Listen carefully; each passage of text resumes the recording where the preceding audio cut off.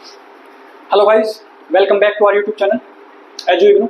हमारे यहाँ पे आपको इग्नू के सभी लेटेस्ट अपडेट्स के साथ इग्नू के बीएससीजी प्रोग्राम कोड के सभी सब्जेक्ट्स की प्रिपरेशन और उसके साथ साथ उनके जो लास्ट ईयर के एग्जाम पेपर्स होते हैं और करंट ईयर के असाइनमेंट्स होते हैं उनके सॉल्यूशन भी करवाए जाते हैं और उनके पीडीएफ नोट्स आपको प्रोवाइड किए जाते हैं, जिसको आप हमारे टेलीग्राम चैनल पर जाकर चेक कर सकते हैं।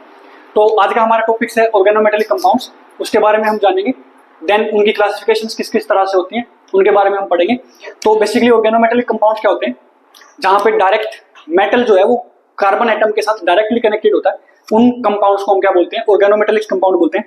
तो यहाँ पे डेफिनेशन लिखी हुई है, those compounds where metallic atom are directly connected to carbon atom are known as organometallic compounds. तो इसके एग्जाम्पल अगर हम देखें तो एग्जाम्पल क्या हो सकते हैं? हम मिथाइल लिथियम की बात कर सकते हैं। मिथाइल लिथियम CH3 जो हमारा मिथाइल ग्रुप होता है वो डायरेक्ट लिथियम के साथ कनेक्टेड है।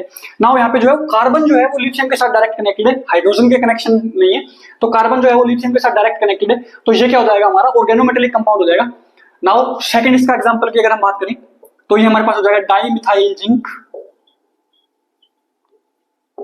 तो जो डाइमिथाइल जिंक जो हमारे पास होता है ये क्या होता है? जिसके अंदर 2 मिथाइल ग्रुप्स होते हैं जो कि हमारे पास जिंक से कनेक्टेड होते हैं।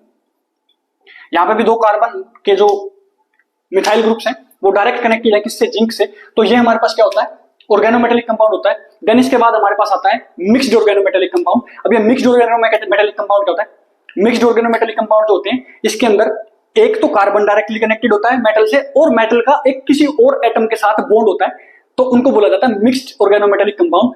जैसे कि डेफिनेशन में लिखा हुआ है मिक्स्ड ऑर्गेनोमेटेलिक कंपाउंड्स में where metal atom bonded with carbon as well as other atom. इसका एग्जांपल अगर हम देखें तो आपने 11th-12th में पढ़ा होगा ग्रिग्नार्ड रिएजेंट, जो क्या होता है? जिसके अंदर मैग्नीशियम होता है जो कि सेंटर में होता है, ये कनेक्टेड होता है एक आर ग्रुप से। अब ये आर क्या है? R is alkyl group. Alkyl group के अंदर क्या क्या क्या हो सकता है? कुछ भी हो सकता है। Methyl group, ethyl group, propyl group, butyl group, जितने भी होते हैं कार्बन के। जैसे हम मिथाइल को बोलते हैं CH3 कहीं कनेक्टेड होता है तो उसको मिथाइल बोला जाता है, C2H5 कहीं कनेक्टेड होता है तो उसको इथाइल बोला जाता है। ऐसे फर्दर C3H7 कनेक्टेड होता है तो उसको प्रोपाइल बोला जाता है। ऐसे ही आगे होते हैं।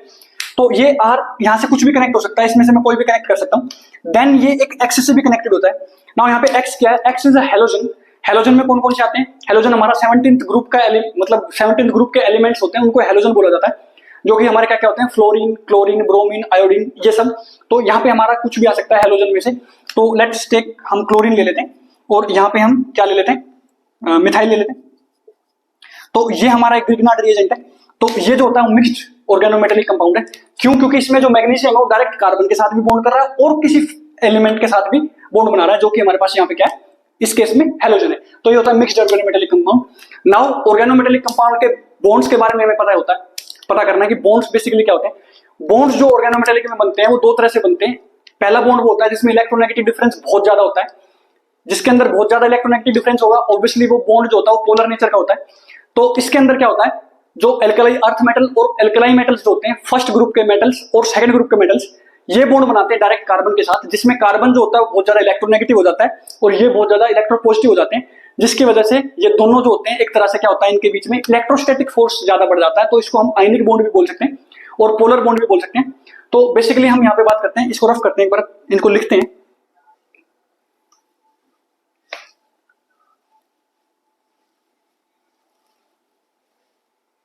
हम देखते हैं बॉन्ड्स इन ऑर्गेनोमेटेलिक कंपाउंड्स। तो इसके अंदर हम बात करते हैं सबसे पहले तो इलेक्ट्रोनेगेटिव डिफरेंस बढ़ेगा। अब इलेक्ट्रोनेगेटिव डिफरेंस है तो पोलर नेचर का बॉन्ड बनेगा। पोलर नेचर का बॉन्ड मतलब क्या होता है?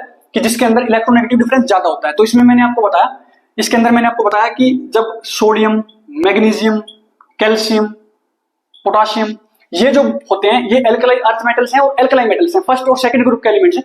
ये होते हैं बहुत ज्यादा इलेक्ट्रोपॉजिटिव होते हैं। तो इनकी बेसिस पे जब हम कार्बन से इनको डायरेक्ट कनेक्ट करते हैं तो ये जो बॉन्ड बनता है इनके बीच में, इसमें ये जो होता है पोलर नेचर में बहुत ज्यादा पॉजिटिव हो जाता है एंड ये होता है नेगेटिव, इलेक्ट्रोपॉजिटिव एंड इलेक्ट्रोनेगेटिव। तो इनमें इलेक्ट्रोनेगेटिव डिफरेंस जो होता है बढ़ जाता है। तो ये जो बॉन्ड होता है ये ज्यादा इलेक्ट्रोस्टैटिक फोर्स की तरफ शिफ्ट हो जाता है, आयनिक बॉन्ड की तरफ शिफ्ट हो जाता है। और देन सेकंड हम इसमें बात करेंगे जहां पे इलेक्ट्रोनेगेटिव डिफरेंस होता है वो लेस होता है तो ये लेस पोलर होता है बेसिकली, या इसको नॉन पोलर भी बोला जाता है। एग्जैक्टली नॉन पोलर नहीं होता गाइस, लेस पोलर होता है। तो इसके अंदर क्या होता है, इसके अंदर ट्रांजिशन एलिमेंट्स जो होते हैं बॉन्ड बनाते हैं, जो कि ज्यादा इलेक्ट्रोनेगेटिव नहीं होते हैं। तो उसके अंदर जब बॉन्ड बनता है, ट्रांजिशन एलिमेंट्स में, ट्रांजिशन मेटल्स में जो बॉन्ड बनता है वो किसके साथ, डायरेक्ट कार्बन के साथ बनता है। तो इसके अंदर हम क्या करते हैं, तो जो बॉन्ड होता है ये क्या होता है, ज्यादा पोलर नेचर का नहीं होता, तो यहाँ पे कोवेलेंट बॉन्ड बनता है। तो इस केस में हमारा कोवेलेंट बॉन्ड बनता है। नाउ इन्हीं बॉन्ड के बेसिस पे हम ऑर्गेनोमेटेलिक को 4 भागों में बांटा हुआ है, 4 उनमें क्लासिफाई किया हुआ है। तो कौन कौन से हैं, चलिए उनको देखते हैं।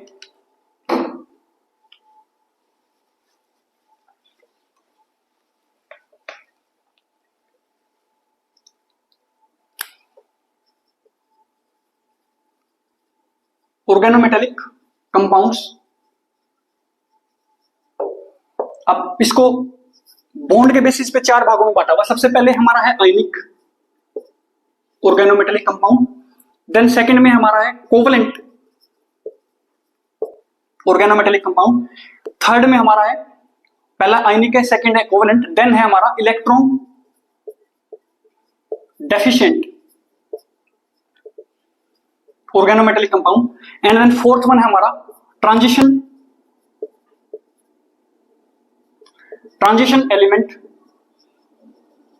Organometallic compounds. ये 4 इनमें बांटा हुआ है। तो आयनिक बेसिकली हम अभी थोड़ी देर पहले इनकी बात कर रहे थे। तो आयनिक बॉन्ड के अंदर हम क्या करते हैं, आयनिक बॉन्ड जो होता है, चलिए उसको देखते हैं एक बार, इसकी डेफिनेशंस देखते हैं। सो हम क्लासिफिकेशन में फर्स्ट पार्ट आयनिक ऑर्गेनोमेटेलिक कंपाउंड्स के बारे में बात करने वाले। तो आयनिक ऑर्गेनोमेटेलिक कंपाउंड्स बेसिकली क्या होते हैं, इनमें इलेक्ट्रोनेगेटिव डिफरेंस बहुत ज्यादा होता है, जैसे कि हमने बात करी थी। तो इसके अंदर पोलर नेचर का बॉन्ड बनता है। तो वही हमारा यहाँ पे लिखा हुआ है, when organometallic bond is polar have high electronegative difference, जिसके अंदर कार्बन हाई इलेक्ट्रोनेगेटिव हो जाता है एंड जो हमारा मेटल एटम होता है वो इलेक्ट्रोपॉजिटिव होता है। तो इनके बीच में इलेक्ट्रोनेगेटिविटी डिफरेंस ज्यादा हो जाता है। देन मेटल के ऊपर पार्शियल पॉजिटिव चार्ज आ जाता है एंड कार्बन के ऊपर पार्शियल नेगेटिव चार्ज आ जाता है, जिसकी वजह से इनके बीच में इलेक्ट्रोस्टैटिक अट्रैक्शन होनी शुरू हो जाती है। वही इलेक्ट्रोस्टैटिक अट्रैक्शन क्या होता है, आयनिक बॉन्ड होता है, हमारे पास लिखा भी हुआ है। तो इसके अंदर हमारे पास एल्कलाई और एल्कलाई अर्थ मेटल्स जो होते हैं वो बॉन्ड बनाते हैं, वो मेटल्स यहाँ पे यूज होते हैं। एल्कलाई अर्थ मेटल्स और एल्कलाई मेटल्स जो होते हैं वो बेसिकली ज्यादा इलेक्ट्रोपॉजिटिव होते हैं, ज्यादा रिएक्टिव होते हैं। इस वजह से वो जब बॉन्ड बनाते हैं तो वहां पे हमेशा आता ही आता है इलेक्ट्रोनेगेटिविटी का गैप। तो इसके अंदर कौन कौन से एटम्स हो सकते हैं हमारे पास, Na हो सकता है, Mg हो सकता है, पोटाशियम हो सकता है, सोडियम, मैग्नीशियम, पोटाशियम और कैल्शियम। जब ये बॉन्ड बनाते हैं तो इलेक्ट्रोनेगेटिविटी डिफरेंस आता है। तो इसके जब हम एग्जांपल की बात करेंगे तो एग्जांपल में हम क्या ले लेते हैं, C5H5 negative and Na positive. ये क्या है, एक बेंजीन टाइप रिंग है, तो इसको साइक्लोपेंटाइनाइल बोलते हैं। देन सोडियम के साथ ये जुड़ गया तो ये बना, इस पे नेगेटिव चार्ज है, इस पे पॉजिटिव चार्ज, आप खुद देख सकते हैं, ये ज्यादा इलेक्ट्रो पॉजिटिव है, ये ज्यादा इलेक्ट्रो नेगेटिव है। देन इनके बीच में जब क्या होता है, अट्रैक्शन होता है, ऑब्वियसली नेगेटिव चार्ज है, ये पॉजिटिव चार्ज है, unlike charges attract each other, तो यहाँ पे इलेक्ट्रोस्टैटिक फोर्स जनरेट हो जाता है। वही इलेक्ट्रोस्टैटिक फोर्स बेसिकली क्या होता है, यहाँ पे आयनिक बॉन्ड होता है। अब ये एग्जांपल है, इसका एग्जांपल भी रिमेंबर याद रखना आपको। तो इस एग्जांपल के बेसिस पे आप ये चेक कर सकते हैं कि जो इलेक्ट्रोस्टैटिक फोर्सेज होते हैं वही यहाँ पे आयनिक बॉन्ड होते हैं। तो आयनिक ऑर्गेनोमेटेलिक कंपाउंड्स जब इनका बॉन्ड जो बन रहा है वो आयनिक नेचर का है, पोलर नेचर का है, तो ये पोलर सॉल्वेंट के अंदर सोल्यूबल होते हैं। अपना वाटर जो होता है वो पोलर सॉल्वेंट होता है, तो ये वाटर सोल्यूबल जो होते हैं ऑर्गेनोमेटेलिक कंपाउंड्स होते हैं। तो नेक्स्ट हमारा क्या आता है, कोवलेंट ऑर्गेनोमेटेलिक कंपाउंड्स। तो चलिए गाइस उनको देखते हैं। So guys covalent organometallic compounds के बारे में हम जानते हैं। तो कोवलेंट ऑर्गेनोमेटेलिक कंपाउंड जो होता है उसके अंदर बेसिकली जो बॉन्ड बनता है उसकी जो इलेक्ट्रोनेगेटिविटी डिफरेंस होता है वो बहुत ज्यादा नहीं होता है, जिसकी वजह से वो बॉन्ड जो होता है वो लेस पोलर होता है। तो उसकी अगर सोल्युबिलिटी बात करें तो वो ऑर्गेनिक जो सॉल्वेंट्स होते हैं उनमें सोल्यूबल होता है, पोलर सॉल्वेंट्स में, वाटर में सोल्यूबल नहीं होता, पार्शियल सोल्यूबल भी हो सकता है, बट उनके अंदर ऑर्गेनिक सॉल्वेंट्स के अंदर वो कंप्लीटली सोल्यूबल होता है।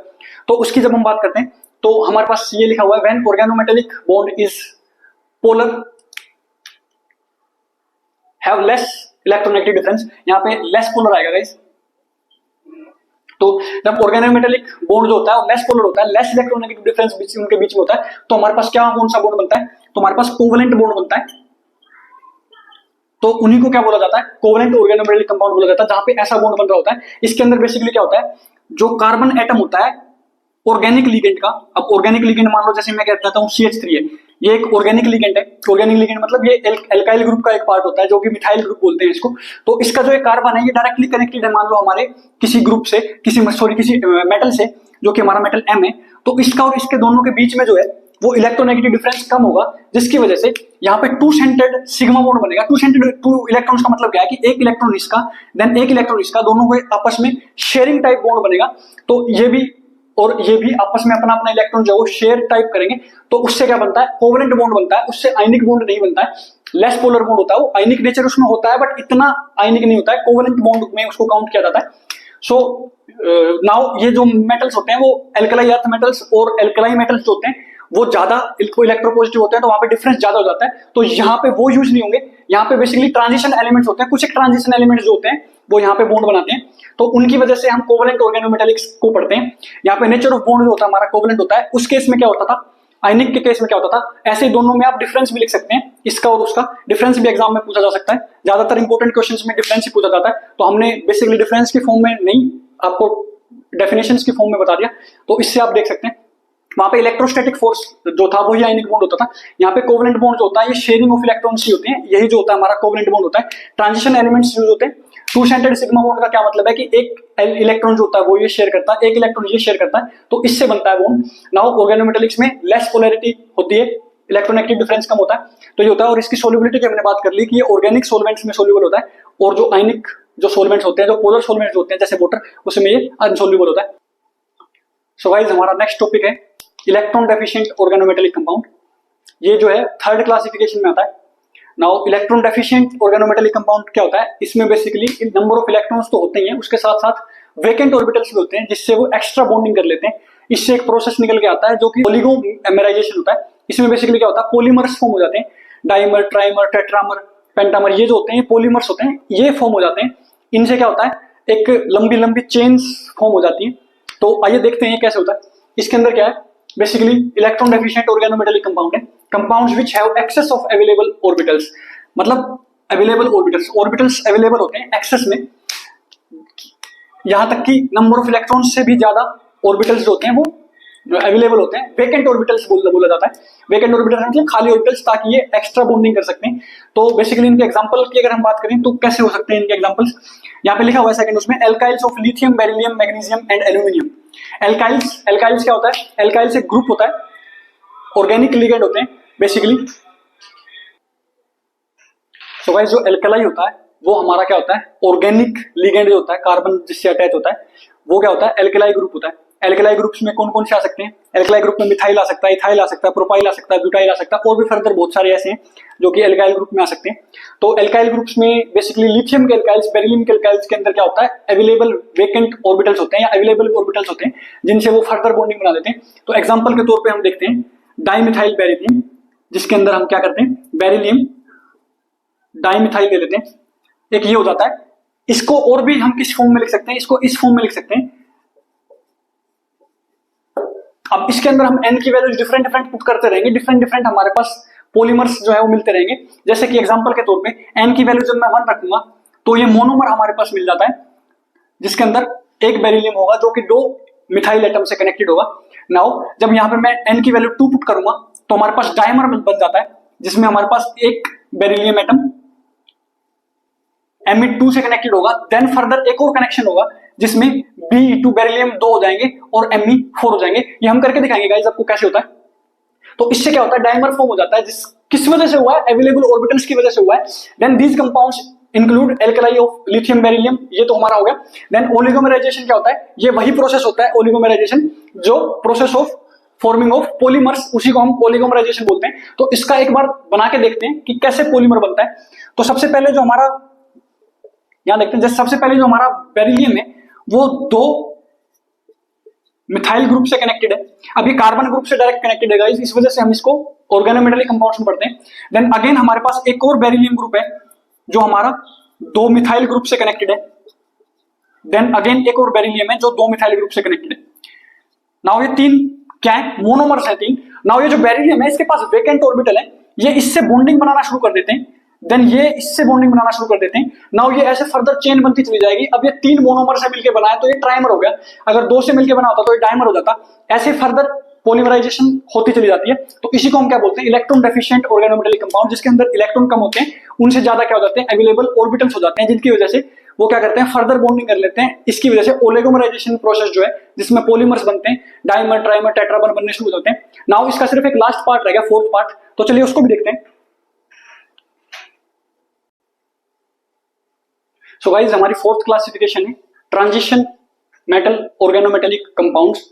इन कंपाउंड्स के अंदर बेसिकली क्या होता है, इनके अंदर ट्रांजिशन जो मेटल्स होते हैं वो बॉन्ड बनाते हैं, एक कार्बन के साथ नहीं बनाते, वो कई कार्बन के साथ बनाते हैं, और अनसैचुरेटेड कार्बन होते हैं उनके साथ बनाते हैं, जो कि बेसिकली क्या होते हैं, डबल बॉन्ड और ट्रिपल बॉन्ड वाले, जैसे एल्कीन्स और एल्काइंस होते हैं, उनके साथ बॉन्ड बनाते हैं। और इसके अंदर जो कार्बन के साथ बॉन्ड बनता है वो एक कार्बन के साथ नहीं बनता, असेंबली ऑफ कार्बन के साथ बनता है, 2 3 4 5 कितने भी इसके साथ भी बन सकता है।